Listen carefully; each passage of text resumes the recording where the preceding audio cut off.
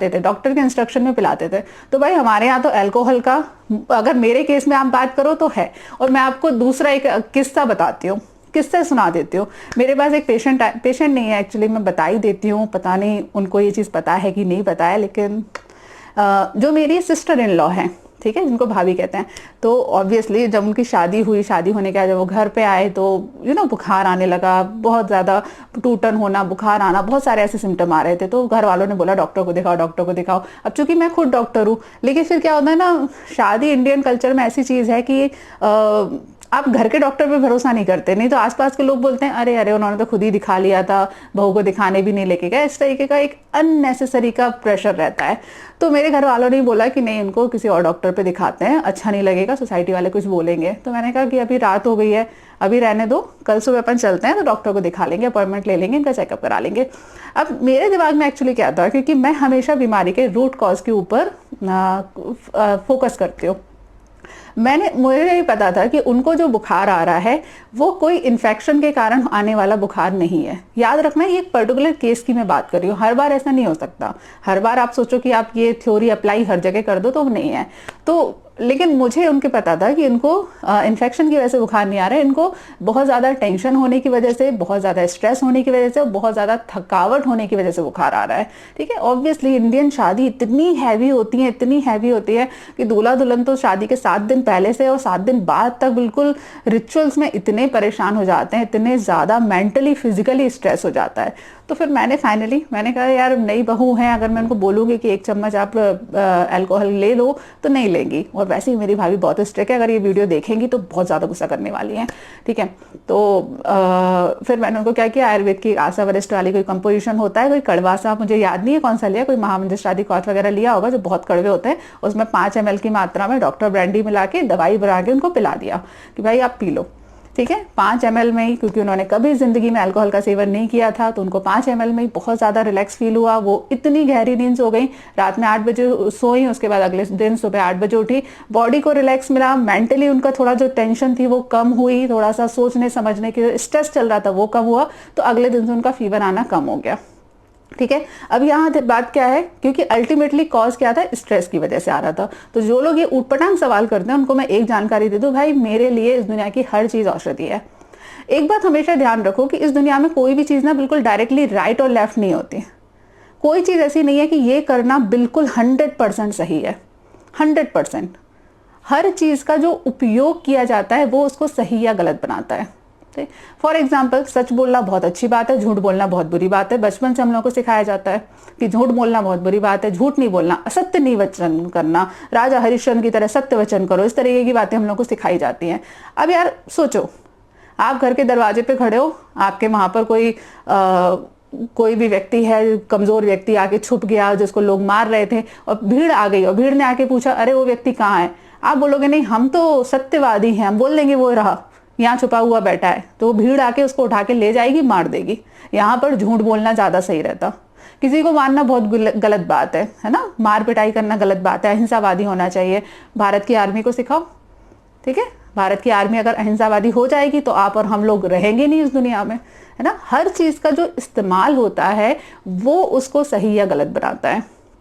Alcohol भी एक medicine है, जिस तरीके से दूध एक मेडिसिन है, जिस तरीके से शतावरी मेडिसिन है, जिस तरीके से अश्वगंधा मेडिसिन है, उस तरीके से अल्कोहल भी एक मेडिसिन है, गौमूत्र भी एक मेडिसिन है। इवन आयुर्वेद के दृष्टिकोण से देखा जाए तो जो पानी होता है उसके भी निर्देश दिए गए हैं, उससे संबंधित वीडियो मैं ऑलरेडी बना चुकी हूँ। दूध के अपने निर्देश दिए गए हैं, घी के, मक्खन के, छाछ के, हर चीज के इंडिकेशन दिए गए हैं। तो जब सारी चीजों के इंडिकेशन होते हैं तो उसी प्रकार से अल्कोहल के भी इंडिकेशन होते हैं। सही तरीके से यदि आप इसका सेवन करोगे तो ये फायदा पहुंचाती है, आपके अंदर सत्व गुण को बढ़ाने वाली होती है। गलत तरीके से इसका इस्तेमाल करोगे तो फिर जहर के समान इसको बोला गया है।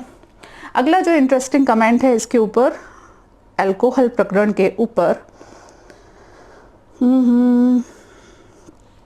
रॉक डेला, अच्छा हुआ मैम बता दिया कि युक्ति पूर्वक लेना है, वरना लोग आयुर्वेद के नाम पर रोज लगाते हैं। ये तो बहुत होता है, आयुर्वेद के नाम पर लोग शिलाजीत खाते हैं, आयुर्वेद के नाम पे लोग च्यवनप्राश खाते हैं बिना उसका इंडिकेशन देखे हुए, आयुर्वेद के नाम से बिना मतलब में अश्वगंधा और शतावरी 3-3, 4-4 महीने तक खाते रहते हैं। क्यों खा रहे हो भाई, पता नहीं, बहुत सारी चीजें होती हैं। तो प्लीज पर्टिकुलरली अल्कोहल के सेवन में बोलूंगी युक्ति पूर्वक इसका सेवन करिएगा, पूरे डू एंड डोंट्स को याद रखते हुए सेवन करिए। और कभी भी, फिर से रिवाइज करवा देती हूँ, कभी भी जब भी आपको मेंटल डिप्रेशन हो, टेंशन हो, बहुत ज्यादा एंग्जाइटी हो, तबीयत बहुत ज्यादा खराब है, किसी पे गुस्सा आ रहा है, इन सारी जो मेंटल कंडीशन होती है उसमें कभी अल्कोहल का सेवन मत करना। ब्रेकअप हो गया हो तो कभी शराब का सेवन मत करना, ऑफिस में क्राइसिस चल रहा हो तो कभी शराब का सेवन मत करना, घर पे वाइफ के साथ में झगड़ा हो गया हो तो कभी शराब का सेवन मत करना, आपका बच्चा फेल हो गया हो तो कभी शराब का सेवन मत करना, आप खुद फेल हो गए हो स्कूल कॉलेज में तो कभी शराब का सेवन मत करना। जितनी भी निगेटिव सिचुएशन आप सोच सकते हो वहां कभी भी शराब का सेवन मत करना। क्यों? क्योंकि शराब जो भी आपकी मेंटल स्टेटस होता है इसको बढ़ाने वाली होती है। फॉर एग्जाम्पल, यदि आप डिप्रेशन में हो तो शराब आपके डिप्रेशन को बढ़ा देगी, यदि आप एंग्जाइटी में हो तो शराब पीने से आपकी एंग्जाइटी बढ़ जाएगी। ठीक है, खास तौर से जितनी भी मेंटल सिचुएशन होती हैं इनमें कभी अल्कोहल का सेवन मत करना। अल्कोहल का सेवन हमेशा तब किया जा सकता है जब व्यक्ति खुश है, टेंशन फ्री है, इंजॉय कर रहा है, तब अल्प मात्रा में शीतल औषधियों के साथ में, ठंडे पानी के साथ में अल्प मात्रा में अल्कोहल का सेवन किया जा सकता है। उसके अलावा यदि आप कभी भी अल्कोहल का सेवन करोगे तो ये आपको नुकसान पहुंचाएगी, तो प्लीज इस चीज का ध्यान रखिएगा। नेक्स्ट इसके बाद सवाल है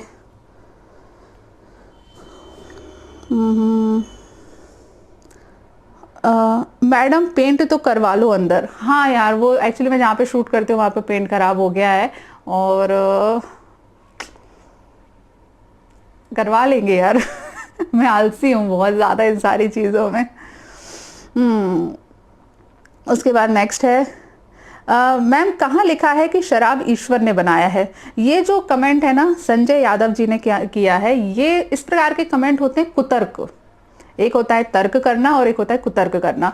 रोटी ईश्वर ने बनाई है, कहाँ लिखा है?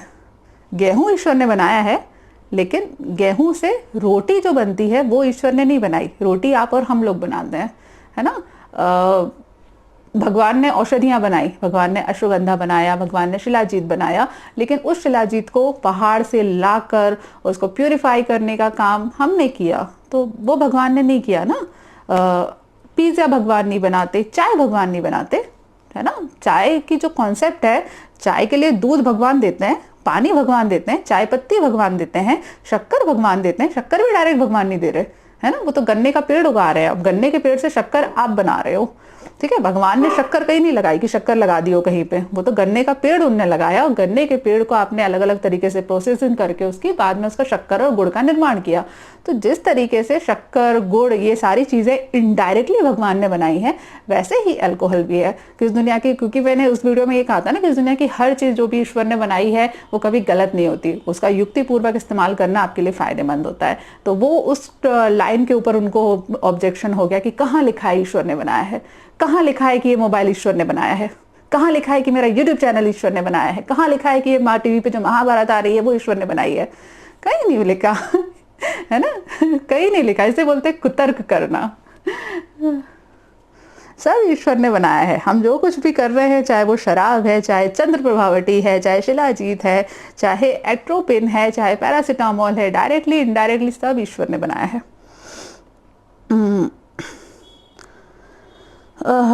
ये सवाल है हाँ, ये सुधांशु राय ने कुछ वीडियो का बोला है कि वीडियो ठीक से बनाइए, बीच में आपका फोन बज रहा है, गेट बज रहा है, उसको वीडियो में शामिल करो। ये सही सवाल है इनका, कि कई बार ऐसा होता है कि मेरे डॉग भौंकते हैं, मेरा फोन बज जाता है, बहुत सारी चीजें होती हैं। बट एक्चुअली देखो, मैं बहुत सिंपली बताऊं, मुझे मेकअप नहीं आता, अभी भी मेरा नेचुरल है जो भी है, बस मैंने बालों को सही किया है कुछ भी, और ना लिपस्टिक लगाई, ना काजल लगाया, ना मैंने कुछ और काम किया। मैं केवल डॉग्स को किनारे करने का काम करती हूँ। देखो भाई, ये यूट्यूब चैनल मेरा है और मैं इस बात के लिए बहुत ही ज़्यादा क्या बोल सकते हैं, फैलाना चाहती हूँ, फैलाना तो नहीं चाहती हूँ, लेकिन है कि इंसान को ओरिजिनल रहना चाहिए। स्ट्रेस लेके यदि आप कोई काम करोगे, यदि मैं स्ट्रेस लूँ कि यार मोबाइल नहीं बजना चाहिए बीच में, बहुत ही प्रोफेशनल तरीके से काम होना चाहिए, तो फिर ये हेल्थ का यूट्यूब चैनल नहीं रह जाएगा, फिर वो इंटरटेनमेंट का यूट्यूब चैनल हो जाएगा, या फिर वो एक है ना जिनका प्रोफेशनल काम ही यही होता है वो रह जाएगा। मेरा प्रोफेशनल काम यूट्यूब नहीं है। मैं आप लोगों के साथ आपको एडवाइस दे रही हूँ। क्यों? क्योंकि बस पसंद है, आप लोगों के साथ में अपनी नॉलेज को शेयर करना पसंद है। तो आपका जो कमेंट है बिल्कुल सही है, लेकिन मेरे केस में एप्लीकेबल नहीं है, क्योंकि मैंने करके देख लिया। मैंने बीच में एडिटर को हायर किया, उसको मैंने तनख्वाह भी दी, सब कुछ किया, उससे मुझे उल्टा नुकसान होने लगा। बहुत ज्यादा स्ट्रेस लेके भी किया कि यार नहीं, कोई बिल्कुल पिन ड्रॉप साइलेंट रहेगा, कोई आवाज नहीं आएगी। बहुत स्ट्रेस हो जाता था वीडियो शूट करने का, क्योंकि यार डॉग हैं, भौंकेंगे, क्या करूं, कहीं ना कहीं भौंक देते हैं। मोबाइल फोन है तो बजेगा, कई बार पेशेंट का फोन आते हैं तो उठाने पड़ते हैं, क्या करूं, मैं मोबाइल फोन साइलेंट नहीं कर सकती ना। कई बार ऑफिस से फोन आ रहे होते हैं, किसी के फोन आते हैं तो करने पड़ते हैं। कई बार दरवाजे पे मेड आ जाती है तो जाना पड़ता है, कभी दरवाजे पे कोई आ जाता है तो करना पड़ता है उससे, है ना। तो मैं इतना ज्यादा स्ट्रेस लेके काम नहीं कर सकती। बीच में मैंने करके देखा है। ये मेरा यूट्यूब चैनल है, हम मस्ती से काम करेंगे, आपको देखना है तो देखो, नहीं देखना है तो भी कोई दिक्कत नहीं है। नेक्स्ट और लास्ट कमेंट है ये।